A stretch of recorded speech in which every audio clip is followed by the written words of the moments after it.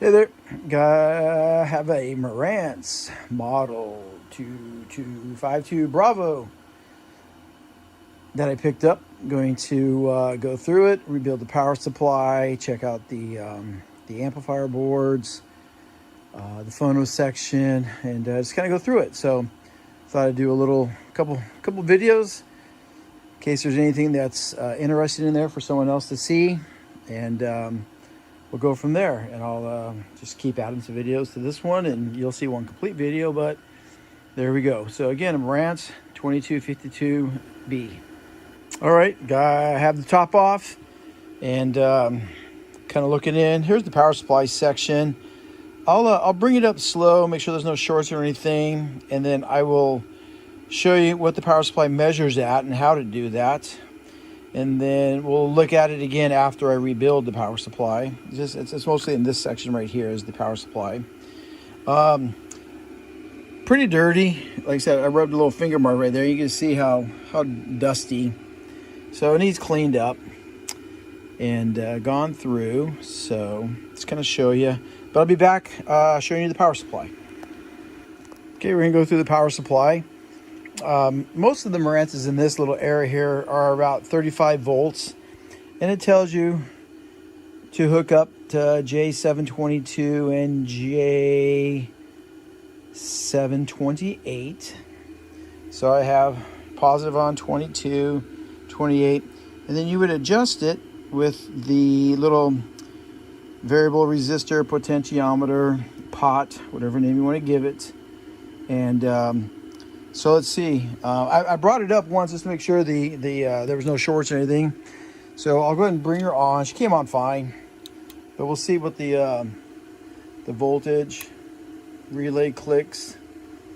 So right now the power supply is at 34 and a quarter. But like I said, I'm gonna take and rebuild at least the capacitors and go from there, put in a little better power supply type capacitors, 105 Celsius for temperature ratings, a little bit more on the voltage, and we'll go from there. So, all right, I'll show you when it's done on that part. Here's one point I wanted to point out on these Bravo models, which came out a few years after the original 2252s, where you could get to everything easily. When they swapped this, put in the amplifier over here with the power supply and the amplifier combined, and you have your two big main filter caps right there. The power supply part that I need to get to is underneath here to desolder everything. And I forgot about what a pain in the butt it is on these things. So you got to, the two upper screws are fine, but then there's two more screws down below, which I don't know if I'll be able to get you to see, but they are really, really hard to get to. Get a little 1/4 inch ratchet, like a gear ratchet with a apex tip, and you got to get it down in there and try to hold back at pressure and break those loose. It's just a real pain in the butt. You can see one of the screws is down. You can see the end of the screw down there. But yeah, it's not a fun little thing to do, but I'll get that done, rebuild it, and then I'll bring it back up and I'll show you how to set the voltage. Okay, as you see, you can get the filter caps after you get the 4 screws out. The two top ones had small screws with nuts up top, and then the two bottom ones were just some like machine metal screws. Something to check that I didn't even say about, usually because they drain off usually after a few minutes, but this one had been about 20. You have your power driver transistors down here, and I couldn't find my little 1/4 inch gear wrench, so I took a long screwdriver and I came in from the bottom to try to get that screw out with a little bend on the screwdriver. Touched it, and I touched right there, and it zapped because there was still a charge on the capacitors, giving a voltage over there. Scared the crap out of me, but shouldn't have done any damage. I just took it down really fast.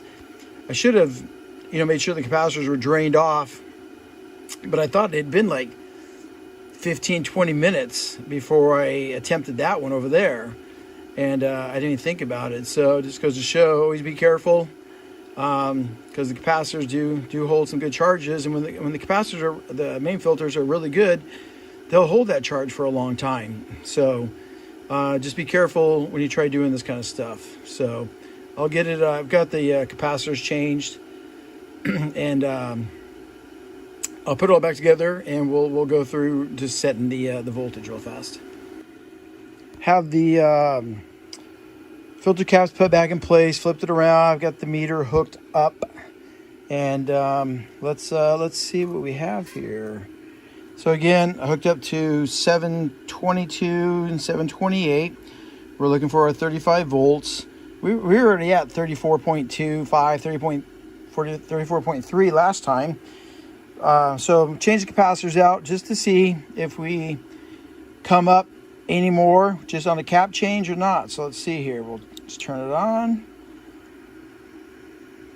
Relay clicks. Let's go to DC. And we're at 34.6. So changed it a little bit. Nothing spectacular though. So that always comes down to that typical little debate on do you have to change the capacitors every time you get one of these older receivers? The caps they used were really in good qualities.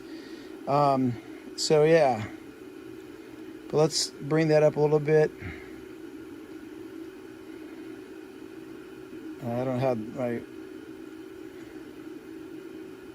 good little plastic screwdriver. I don't know where that's at right now. Trying to bump it up to 35, and I don't have the right tools, so that's always not a good thing. I'm being lazy. I don't feel like walking back over to my garage where I was using it last. So 35 volts.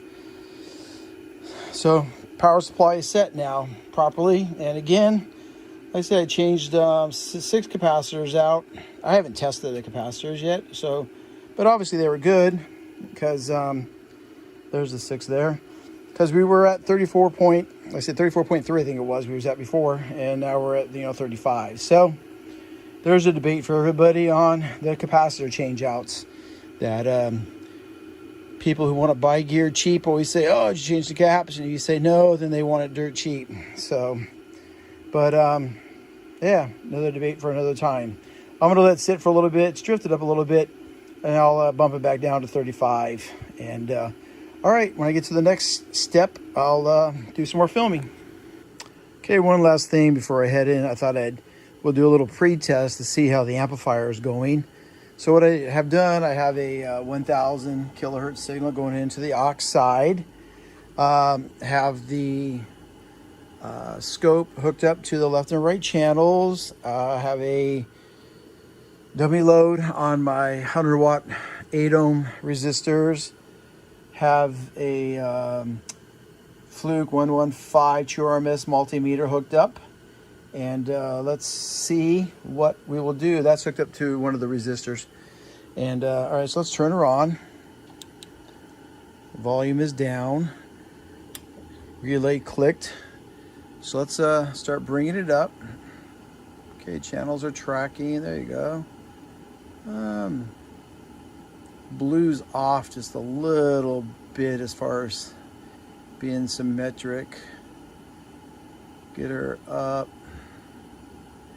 Right there, the left channel is starting to clip, and we're at 18. See, this is a 52 watts. I don't have my calculators on my phone. 400 divided by 8 would be 50 watts, so 20 times 20. So we're not quite there. We should be at least like 21, 22. And usually Marantz's are underpowered, so you would think it'd be more about 25, 26 volts before we started to clip, which we're doing there.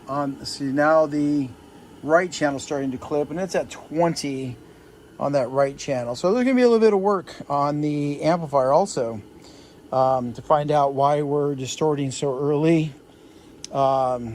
18. That's probably only about I don't know, 40 watts, 320. Yeah, I'd have to figure it out. I'm trying to figure out stuff in my head. But anyway, I know it's off a little bit. So I will, I'll keep filming. I'll probably post this as just part 1. And we'll get to part 2. I'll take inventory of the capacitors and make sure I have them all on hand to do. We'll clean up some pots. I will go through, take the transistors out, test them. I mean, they're not shorted, but I'll just make sure that the gains are pretty equal.